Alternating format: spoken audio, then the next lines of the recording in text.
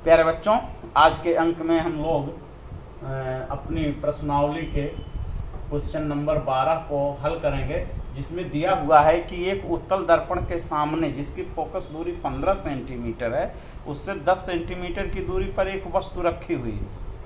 तो उसका प्रतिबिंब कहाँ बनेगा, किस प्रकार का वो प्रतिबिंब होगा, यानी उसका नेचर यानी स्थिति, प्रकृति वगैरह ये सब पता करनी है। तो इसमें किरण आरेख बनाने की आवश्यकता नहीं है, फिर भी हम समझा दे रहे हैं कि ये उत्तल लेंस है, कॉन्वेक्स मिरर।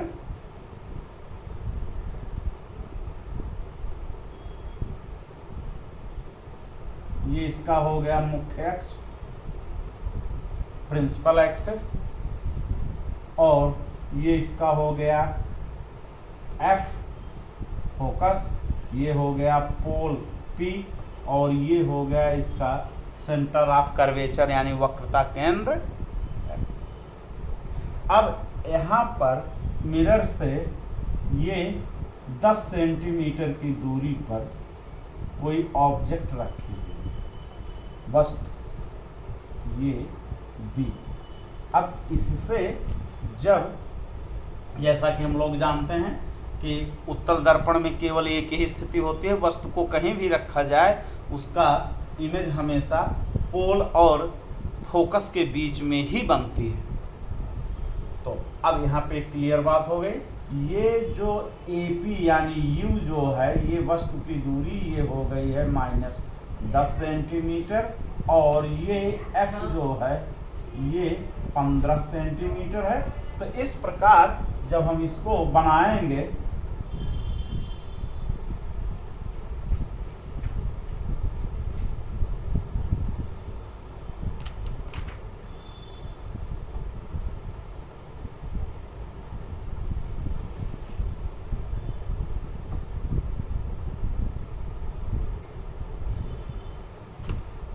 ये, तो यहाँ पर इसका प्रतिबिंब बनेगा A' B'। इस प्रकार से वस्तु का प्रतिबिंब यहाँ पे बनेगा।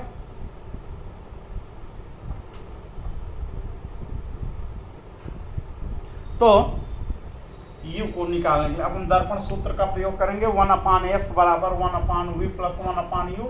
f की जगह पे 1/15 1/v प्लस, और u की जगह पे 1/-u 10। तो 1/10 बराबर 1/v माइनस 1/15 बराबर 1/v माइनस 1/10।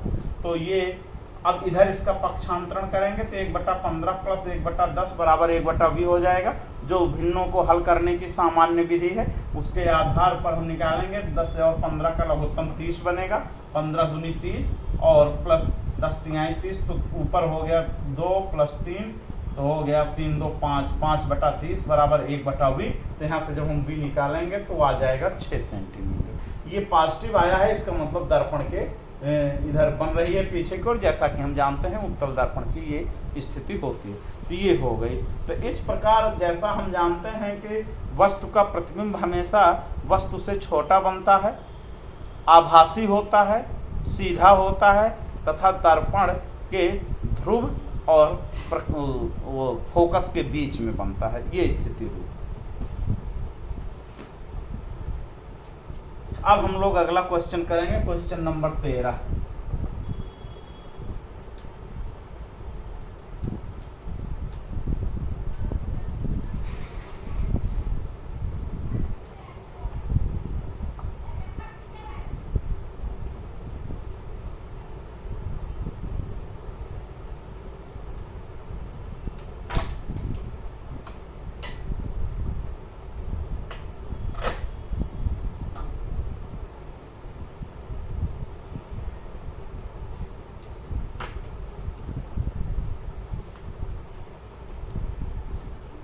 क्वेश्चन नंबर 13 में कह रहा है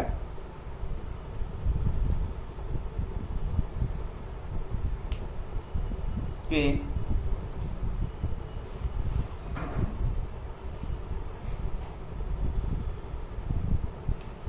किसी दर्पण द्वारा जो उत्पन्न आवर्धन है वह +1 है।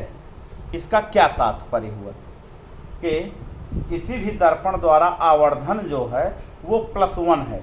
तो इसके क्या कहने का मतलब है, अब इसका जैसा कि हम लोग जानते हैं आवर्धन जो होता है m बराबर I अपान O,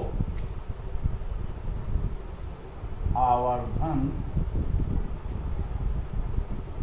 m बराबर I अपान O बराबर V अपान U। अब जब यहाँ पे आवर्धन 1 के बराबर है तब I अपान O बराबर 1 या I इक्वल टू O।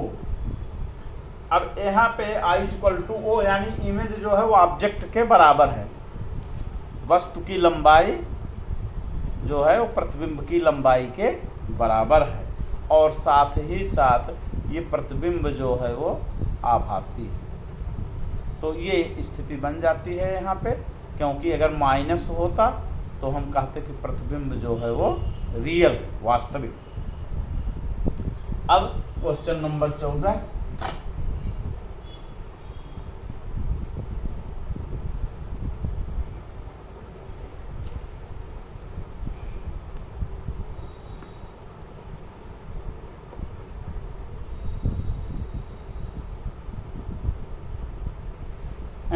कह रहा है कि एक 5 सेंटीमीटर लंबी वस्तु एक ऐसे उत्तल दर्पण के सामने रखी गई है जिसकी वक्रता त्रिज्या जो है 20 सेंटीमीटर है।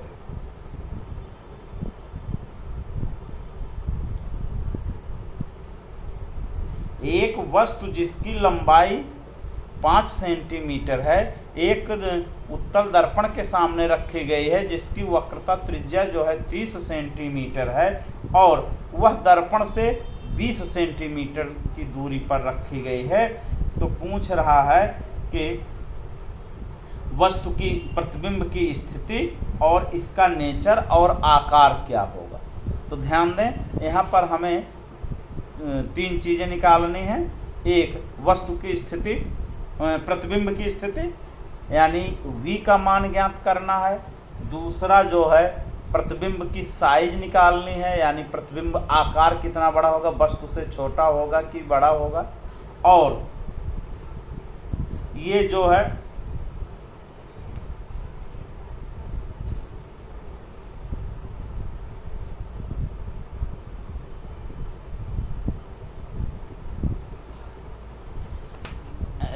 जो प्रतिबिंब जो होगा आभासी होगा कि वस्तु से बड़ा होगा, छोटा होगा, उल्टा होगा, क्या होगा, ये स्थितियां ज्ञात करनी है हम लोगों को।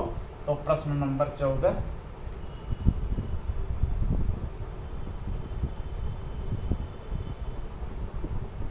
जो जो दिया है पहले हम लोग इसको लिख लेते हैं।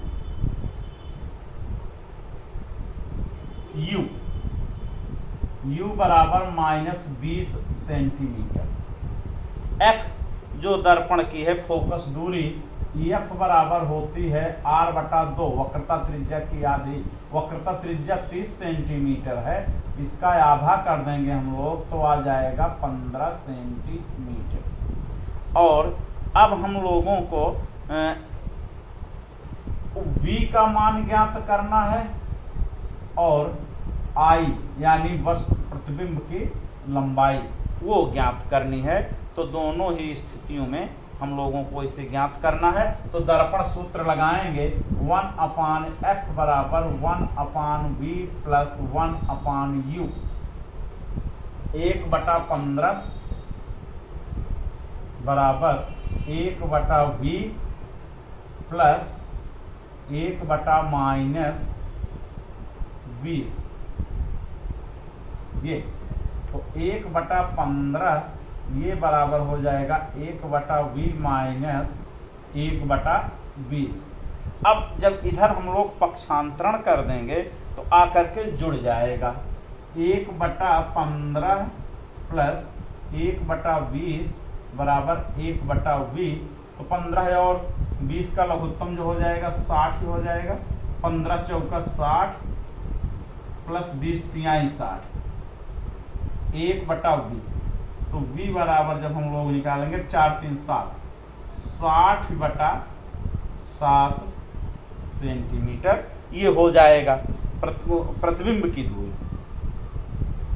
अब ये प्रतिबिंब की दूरी आ गई, इसको जब हम लोग हल करेंगे तो ये लगभग 7 8 56 और यानी 8.57 सेंटीमीटर लगभग आएगा प्लस में। इसका मतलब इस तरफ बड़ा, और उत्तल दर्पण में हम लोग जानते ही हैं कि दाहिनी तरफ ही प्रतिबिंब बनता है दर्पण के दाहिनी तरफ। अब m बराबर जो होता है आवर्धन, तो वस्तु का आकार, प्रतिबिंब का आकार m बराबर -v/u,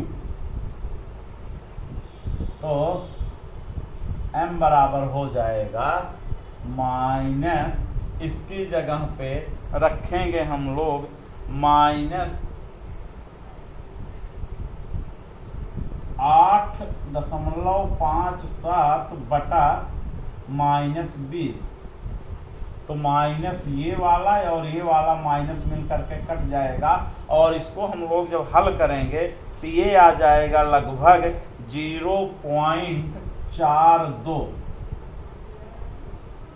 अब इतना गुना प्रतिबिंब की लंबाई 5 सेंटीमीटर है, तो हम लगा देंगे I/O, वस्तु की लंबाई 5 है, तो ये जो है 0.42, तो I की जगह पे I को ज्ञात करना है, O की जगह पे 5 रखेंगे बराबर 0.42, या I बराबर आ जाएगा 0.42 गुणा 5, और ये आ जाएगा तब आपका मिला करके लगभग 2.1 सेंटीमीटर, यानी 5 सेंटीमीटर लंबी वस्तु का प्रतिबिंब जो है वो बन रहा है आपका 2.1 सेंटीमीटर। तो इस प्रकार से ये हम लोगों का हुआ।